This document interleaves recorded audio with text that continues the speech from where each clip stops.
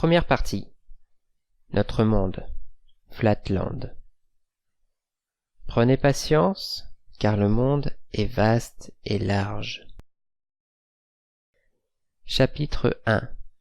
De la nature de Flatland. J'appelle notre monde Flatland, le plat pays. Non point parce que nous le nommons ainsi, mais pour vous aider à mieux en saisir la nature, vous, mes heureux lecteurs, qui avez le privilège de vivre dans l'espace. Imaginez une immense feuille de papier, sur laquelle des lignes droites, des triangles, des carrés, des pentagones, des hexagones et d'autres figures, au lieu de rester fixes à leur place, se déplacent librement sur ou à la surface, mais sans avoir la faculté de s'élever au-dessus ou de s'enfoncer au-dessous de cette surface, tout à fait comme des ombres, à cela près qu'elles sont dures et ont des bords lumineux. Et vous aurez une idée assez exacte de mon pays et de mes compatriotes. Hélas, il y a quelques années encore j'aurais dit de mon univers, mais à présent, mon esprit s'est ouvert à une conception plus haute des choses. Vous vous rendez compte immédiatement que dans un semblable pays, il ne peut exister rien de ce que vous appelez solide. Toutefois, vous supposerez, me semble-t-il, que nous sommes au moins à même d'opérer visuellement une distinction entre ces triangles, ces carrés et ces autres figures qui s'y déplacent, comme je vous l'ai décrit. Au contraire, nous ne pouvons rien percevoir de tel, au moins avec une netteté suffisante pour nous permettre de distinguer une figure d'une autre. Nous ne voyons, nous ne pouvons voir que des lignes droites. Et je vais vous en démontrer sur le champ la raison. Placez une pièce de monnaie sur l'une de vos tables, dans l'espace. Et en vous penchant dessus, observez-la. Elle vous apparaîtra sous la forme d'un cercle. Mais à présent, reculez vers le bord de la table, en vous baissant progressivement, ce qui vous rapprochera de plus en plus des conditions dans lesquelles vivent les habitants de Flatland. Et vous constaterez que sous votre regard, la pièce devient ovale. Enfin, quand vous aurez placé votre œil exactement au bord de la table, ce qui fera réellement de vous, pour ainsi dire, l'un de mes compatriotes, vous verrez que la pièce a complètement cessé de vous paraître ovale, et qu'elle est devenue, à votre connaissance, une ligne droite.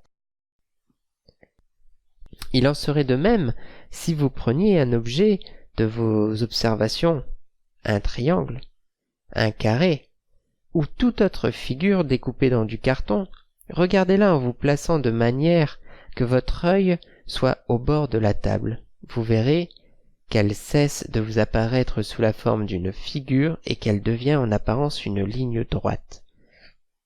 Prenons par exemple un triangle équilatéral qui représente chez nous un commerçant appartenant à la classe respectable. La figure 1 vous montre ce commerçant tel que vous verriez en vous penchant au-dessus de lui. Les figures 2 et 3 vous montrent tel que vous verriez si votre œil approchait du niveau de la table ou le rasait presque. Et si votre œil était exactement au niveau de la table, c'est ainsi que nous le voyons à Flatland, il se réduirait, pour vous, à une ligne droite. Pendant mon séjour à Spaceland, j'ai ouï dire que vos marins connaissaient des expériences très semblables lorsqu'ils traversaient vos océans et discernaient à l'horizon quelques îles aux rivages éloignés.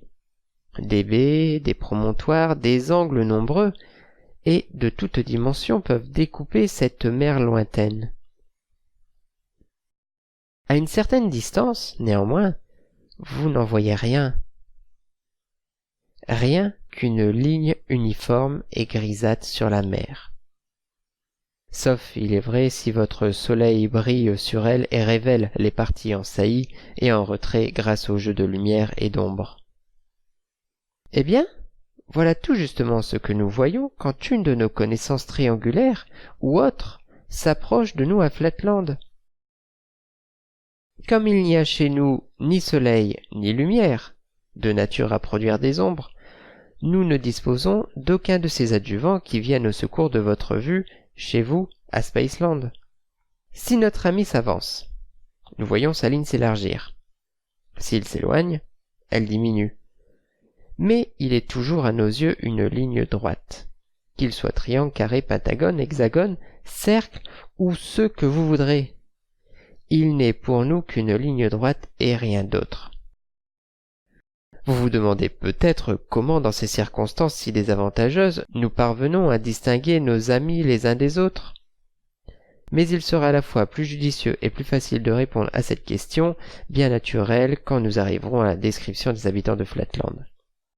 Permettez-moi pour l'instant de reporter ce sujet à plus tard et de vous dire un mot du climat et des maisons de notre pays. Chapitre 2.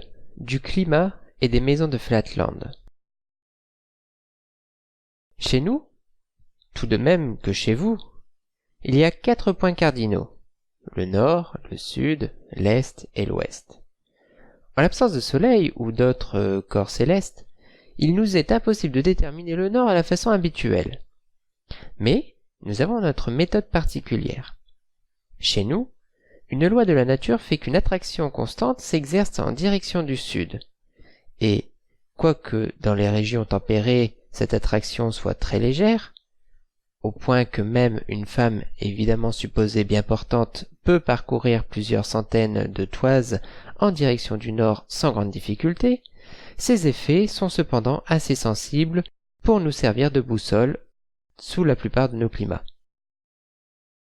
En outre, la pluie, qui tombe à intervalles fixes et toujours en provenance du nord, nous est une aide supplémentaire.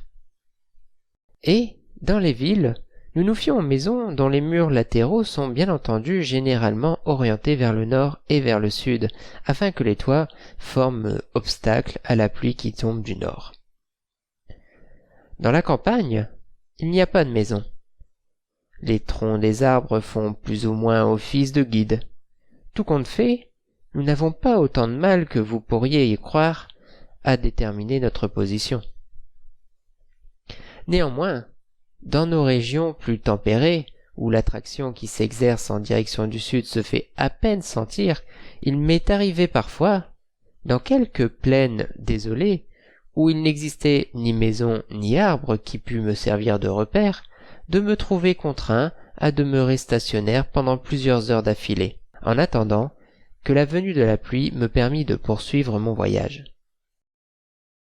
La force de l'attraction est beaucoup plus éprouvante pour les personnes âgées ou affaiblies, et surtout pour nos délicates femelles que pour nos robustes sexes mâles, de sorte qu'un homme bien élevé, s'il rencontre une dame dans la rue, lui cédera toujours le côté nord, ce qui n'est pas à proprement parler facile lorsqu'on est pris de court, que l'on ne jouit pas d'une excellente santé et quand l'on se trouve dans une région où il est difficile de distinguer le nord du sud. Nos maisons n'ont pas de fenêtres, car la lumière nous arrive également à l'intérieur et à l'extérieur, de nuit comme de jour, en tout lieu et à tout moment. D'où, nous l'ignorons, quelle est l'origine de la lumière? C'était là, jadis, pour nos érudits une question du plus haut intérêt que l'on se posait fréquemment, et l'on en a cherché la solution à maintes reprises, sans autre résultat que de peupler les asiles de fous. En conséquence, après avoir vainement tenté de restreindre indirectement ces recherches en les rendant passibles d'une lourde amende, la législature, à une époque relativement récente, les a interdites absolument. Moi, hélas, moi seul à Flatland, je ne connais que trop bien la véritable solution de ce mystérieux problème, mais je suis dans l'incapacité de la rendre intelligible à un seul de mes compatriotes. Et l'on m'accable de sarcasme, moi, l'unique détenteur des vérités de l'espace, moi qui ai formulé la théorie de l'introduction de la lumière à partir du monde des 3 dimensions, comme si j'étais un dément parmi les déments, Mais trêve de digression pénible, retournons à nos maisons. La forme que l'on adopte le plus communément pour la construction des maisons est à 5 côtés, ou pentagonale, comme dans le schéma ci-contre. Les 2 côtés nord, CD, DE, constituent le toit, et n'ont généralement pas de porte. Il y a à l'est une petite porte pour les femmes, à l'ouest une autre beaucoup plus grande pour les hommes. Habituellement, le côté sud, ou plancher, n'en comporte pas. Les maisons carrées ou triangulaires ne sont pas autorisées, et ceci pour la raison suivante. Les angles d'un carré, et davantage encore ceux d'un triangle équilatéral, étant beaucoup plus pointus que ceux d'un pentagone, et les lignes des objets inanimés, tels que les maisons, étant plus obscures que celles des hommes et des femmes, il s'ensuit que les coins d'une résidence carrée ou triangulaire risqueraient fort d'infliger une blessure sérieuse à un voyageur étourdi, ou peut-être distrait, qui se jetterait brusquement contre eux. Et par conséquent, dès le XIe siècle de notre ère, les maisons triangulaires ont été universellement interdites par la loi, les seules exceptions étant les fortifications, les poudrières, les casernes et autres bâtiments officiels, dont il n'est pas désirable que le grand public approche sans circonspection. À cette époque, la construction de maisons carrées était encore admise partout, quoique découragée par une taxe spéciale. Mais, environ 3 siècles plus tard, les législateurs décidèrent que, dans toutes les villes où la population excédait 10 000 habitants, l'angle d'un pentagone était, pour une maison, le seul qui fût compatible avec la sécurité publique, et que l'on n'en pouvait point autoriser de plus grand. Le bon sens de la communauté a secondé les efforts de la législature, et maintenant, même dans les campagnes, la construction pentagonale a pris le pas sur tous les autres. Ce n'est à présent que de loin en loin, dans certaines régions agraires très reculées et arriérées, qu'un antiquaire a encore quelque chance de découvrir une maison carrée. Chapitre 3. Des habitants de Flatland. La plus grande longueur ou largeur d'un habitant adulte de Flatland peut être évaluée à 11 de vos pouces environ. 12 pouces est considéré comme un maximum.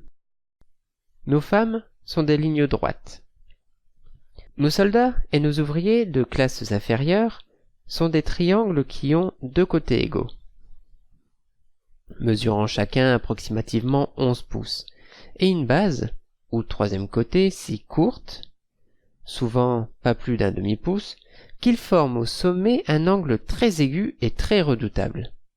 Et même, quand leur base est du type le plus dégénéré, d'une longueur qui n'est pas supérieure à 1/8 de pouce, c'est à peine si l'on peut les distinguer des lignes droites ou femmes, tant leur sommet est pointu. Chez nous, comme chez vous, ces triangles-là se nomment isocèles, pour les différencier des autres. Et c'est sous ce nom que je les désignerai dans les pages suivantes. Notre classe moyenne se comporte de triangles équilatéraux, c'est-à-dire dont tous les côtés sont égaux. Les membres des professions libérales et les gentilshommes sont des carrés. C'est à cette classe que j'appartiens personnellement. Et des figures à 5 côtés ou pentagones. Vient ensuite la noblesse, qui comporte plusieurs degrés, en commençant par les figures à 6 côtés ou hexagones, et ainsi de suite, le nombre des côtés s'élevant sans cesse jusqu'aux personnages qui reçoivent le titre honorifique de polygone. Enfin, lorsque le nombre des côtés devient si grand et que les côtés eux-mêmes sont si petits qu'il est impossible de distinguer la figure d'un cercle, elle entre dans la classe circulaire ou ecclésiastique. C'est l'ordre le plus élevé de tous. Chez nous, Une loi de la nature veut qu'un enfant mâle ait toujours un côté de plus que son père, de sorte que chaque génération s'élève d'un échelon sur la voie du progrès et de l'anoblissement. Ceci en règle générale. Ainsi, le fils d'un carré sera un pentagone, le fils d'un pentagone un hexagone, etc. Mais cette règle ne s'applique pas toujours aux commerçants. Et elle est encore moins répandue chez les soldats ou les ouvriers, qui en vérité méritent à peine le nom de figure humaine, puisque tous leurs côtés ne sont pas égaux, la loi de la nature ne s'étend pas jusqu'à eux. Et le fils d'un isocèle, c'est-à-dire un triangle n'ayant que deux côtés égaux, ne sera jamais qu'isocèle lui-même. Toutefois, même un isocèle ne doit pas perdre tout espoir de voir un jour sa progéniture s'élever au-dessus de sa condition misérable, car après une longue série de succès militaires ou une vie de labeur accomplie avec zèle et dextérité, on constate généralement chez l'artisan et le soldat le plus intelligent une légère augmentation du troisième côté ou base, et un rétrécissement des deux autres côtés. Les mariages mixtes, arrangés par les prêtres, entre les fils et les filles de ces membres plus intellectuels des classes inférieures, ont habituellement pour fruit un individu qui se rapproche encore davantage d'un triangle équilatéral type. Il est bien rare, en proportion du très grand nombre de naissances isocèles, qu'un triangle équilatéral authentique et certifiable naisse de parents isocèles. Pour arriver à ce résultat, toute une série de mariages mixtes calculés avec soin est d'abord nécessaire. Encore faut-il que ceux qui aspirent à devenir les ancêtres du futur équilatéral s'exercent pendant un laps de temps prolongé à la frugalité, à la maîtrise de soi, et qu'à travers des générations successives s'opère un développement patient, systématique et continu de l'intellect isocèle. Dans notre pays, quand un vrai triangle équilatéral naît de parents isocèles, c'est un événement dont on se réjouit à plusieurs lieues à la ronde. Après un sévère examen effectué par le Conseil sanitaire et social, l'enfant, s'il est certifié régulier, est admis au cours d'une cérémonie solennelle dans la classe des équilatéraux. Il est immédiatement enlevé à ses parents, qui se sentent partagés entre l'orgueil et l'affliction, et adopté par quelque équilatéral sans descendance qui s'engage par serment à ne jamais laisser l'enfant pénétrer dans son ancien domicile, ou même jeter les yeux sur un membre de sa famille, de crainte que l'organisme dont le développement est si récent ne retombe sous l'effet d'une imitation inconsciente jusqu'à son niveau héréditaire. L'apparition d'un équilatéral chez les parents de naissance servile est saluée non seulement par les pauvres serfs eux-mêmes, qui voient leur existence sordide éclairée par une lueur d'espérance, mais aussi par l'aristocratie dans son ensemble, car toutes les classes supérieures savent parfaitement que ces phénomènes rarissimes, sans risquer de mettre leurs privilèges à la portée du vulgaire, sont une barrière extrêmement utile contre les révolutions venues d'en bas. Si la racaille aux angles aigus avait été sans exception absolument privée d'espoir et d'ambition, elle aurait pu trouver, dans certains de ses nombreux soulèvements séditieux, des chefs assez compétents pour faire de leur supériorité en nombre et en force un usage trop efficace même pour la sagesse des cercles. Mais un prudent décret de la nature a ordonné que, chez les classes laborieuses, à mesure qu'augmenterait l'intelligence, le savoir et toutes les vertus, l'angle aigu, qui les rend physiquement redoutables, s'accroîtrait aussi dans les mêmes proportions et approcherait celui du triangle équilatéral relativement inoffensif. Ainsi, les membres les plus brutaux et les plus formidables de la classe des soldats, des créatures presque aussi dépourvues d'intelligence que les femmes, lorsqu'ils développent les facultés mentales qui leur sont nécessaires pour employer au mieux leur terrible puissance de pénétration, voient dans le même temps cette puissance se réduire. Combien elle est admirable cette loi de la compensation! Et comme elle prouve à merveille le bien fondé, le caractère conforme de la nature, et j'irais presque jusqu'à dire les origines divines de la constitution aristocratique qui régit les États de Flatland, En utilisant judicieusement cette loi naturelle, les polygones et les cercles sont presque toujours en mesure d'étouffer la sédition au berceau. Il leur suffit pour cela de mettre à profit les réserves d'espoir irrépressibles et illimitées que recèle l'esprit humain. L'art vient également en aide à la loi et à l'ordre. Il est généralement possible, grâce à une petite compensation ou expansion artificielle opérée par les chirurgiens de l'État, de rendre parfaitement réguliers certains chefs de la rébellion, choisis parmi les plus intelligents, et de les admettre aussitôt dans les classes privilégiées. D'autres, beaucoup moins nombreux, qui sont encore au-dessous du niveau nécessaire, attirés par la perspective d'être un jour anoblis, se laissent persuader d'entrer dans les hôpitaux d'État, où on les maintient en vie dans une détention honorable. Seuls un ou deux mutins particulièrement obstinés, stupides et désespérément irréguliers sont conduits sur les lieux de l'exécution.